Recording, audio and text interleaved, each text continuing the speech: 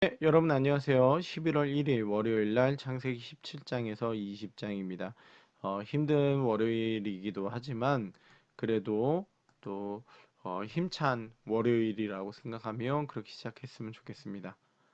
자, 17장 이야기입니다. 17장의 핵심은요, 족장 언약입니다. 우리 15장에서도 족장 언약이 나왔습니다. 15장에서 족장 언약이 이 하나님께서 아브라함에게 이제 복의 근원 되게 하시고 자손 주시고 땅 주겠다는 이 핵심의 이야기를 가지고 언약을 맺으세요. 근데 15장을 보면요. 하나님이 쪼갠 고기 사이로 지나가십니다. 네, 고기를 이렇게 쪼개 가지고 그 사이를 지나가세요. 하나님만 지나가세요. 근데 원래 이 쪼갠 고기 사이로 지나가는 게 고대 근동의 언약 체결 방식이라고 얘기 드렸습니다. 갑과 을이 서로 이 일정한 상호 조건을 맺습니다. 그리고 일종의 퍼포먼스로 여길 지나갑니다. 쪼갠 고기를. 우리 가운데 이 계약을 깨는 사람은 이렇게 된다라는 거죠. 쪼갠 고기처럼 된다라는 일종의 퍼포먼스예요. 근데 15장을 보면요. 아브라함이 여기를 지나갔다라는 기록이 없습니다. 일종의 하나님 측에서 보여주는 퍼포먼스인 것이죠. 그러면 아브라함 측에서는 우린 그 언약을 지키겠다라는 일종의 맹세로서 보여주는 퍼포먼스가 무엇일까? 바로 할례라는 것입니다. 이 할례라는 것이 일종의 공로는 아니고 이 그 언약의 표징이라고 성경에서도 말합니다. 그러니까 이 하나님과 이 언약의 관계를 유지하겠다라는 표징으로서 할례가 진행되는 것이죠. 이게 이제 시간이 지나면서 할례에 목숨 거는 것으로 바뀌게 되는 것이죠. 우리가 갈라디아서를 봐도 아시겠지만 이 할례에 얼마나 유대인들이 목숨 걸고 있는지를 볼 수 있게 됩니다. 그런 것들이 다 이 17장에서 나오는 것입니다. 그래서 17장을 좀 잘 이해하시는 게 상당히 중요한 부분인 것 같습니다. 족장 언약의 명확한 세 가지를 다시 한번 얘기 드려야 되는데 복의 근원이 되게 하시는 것, 자손 주실 것, 땅을 주실 것을 이야기를 하세요.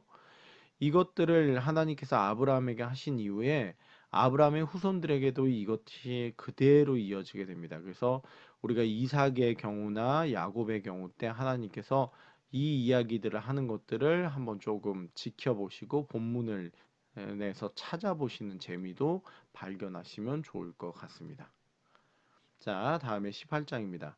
18장에 아브라함의 기도가 일종의 핵심인데요.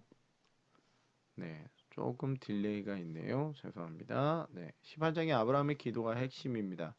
아브라함이 하루는 바깥을 보고 있는데 이 나그네들이 지나가는 것을 보게 됩니다. 그래서 아브라함은 그들을 아주 극진하게 영접하게 되죠. 그러자 사실 천사인 줄 모르고 있었는데 이들이 사실은 천사였던 것이죠. 천사였던 이들이 이제 아브라함에게 이제 소돔성을 향한 계획을 알려주게 되죠. 소돔성이 멸망하게 될 것이다. 그리고 지금 그것을 일종의 이 상황이 어떤지를 천사들이 보러 가는 것이죠. 그때 아브라함이 기도하는 게 뭡니까? 의인 50명이 있으면 소돔성 멸망시켜 주지 말아 달라라는 거예요. 이게 결국 10명까지 내려가는 것이죠. 저는 솔직히 이 하나님이 아브라함에게 이 계획을 알리신 이유는 이런 기도의 모습을 보기 위해서인 것 같다는 생각이 듭니다. 18장을 보시면 뭐 18장에 뭐 사례를 통해서 자녀를 낳게 될 것을 예언하신 장면도 다른 뭐 그렇게 중요한 장면이기도 하지만 18장의 가장 핵심적인 장면은 바로 이 아브라함의 기도인 것 같습니다. 앞서 나그네를 영접하는 아브라함의 모습이나 소돔성을 향한 기도의 모습이나 아브라함이 정말 믿음의 조상의 모습에 합당한 존재인 것이죠. 연약한 자를 돌아보는 아브라함이었던 것이고 또한 정말 일종의 소돔성을 향한 멸망을 보며 안타까워하며 기도하는 아브라함 이런 것들이 사실은 믿음의 조상의 모습에 상당히 합한 모습이라는 거예요. 그런 아브라함의 모습들이 점차 완성되어져 간다라는 것 그런 것들을 보여주는 18장이라는 것에 초점 두시면 좋을 것 같습니다. 자, 이제 19장인데요. 19장은 자연스럽게 소돔의 멸망으로 이어집니다. 천사들을 영접하는 롯과 소돔성의 죄악이 얼마나 심각한지를 보여주는 장면들, 그리고 소돔성을 향한 심판의 모습, 하나님께서 심판하시는 모습, 그리고 이 심판으로 인해서 급하게 나온 롯의 가문이 어떻게 해서 모압과 암몬의 조상이 되었는가라는 것이죠. 이 부분들의 내용을 담고 있습니다. 그런데 이러한 전체적인 내용들 가운데서 우리가 주요한 포인트가 있는데요. 바로 소돔성에서 나그네에 대한 두 가지 태도를 볼 수 있다는 것이죠. 롯 같은 경우에는 아브라함 같은 모습을 보여줍니다. 그도 의인 중에 하나였어요. 그런 모습을 보여줍니다.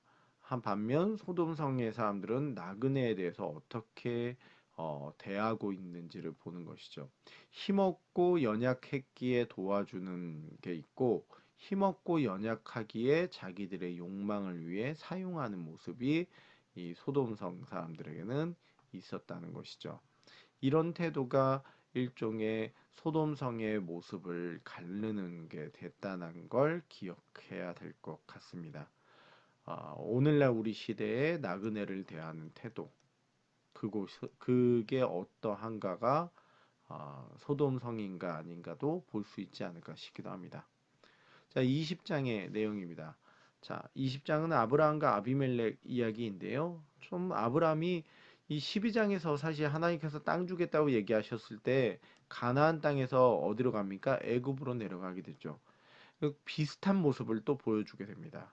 그리고 여기에 또 자기의 아내를 일종의 그 아비멜렉에게 넘기는 모습이 발견하게 되죠. 참 그 12장의 내용과 너무나도 유사한 내용인데요.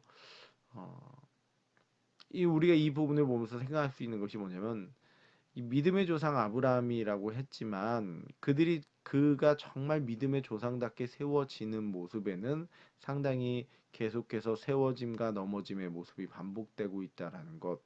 그리고 그 아브라함이 흔히 우리가 아는 믿음의 조상이 되기까지는 그 아브라함을 지키시고 인도하시는 하나님이 계시다는 것을 성경은 계속해서 이야기해주고 있다라는 거죠.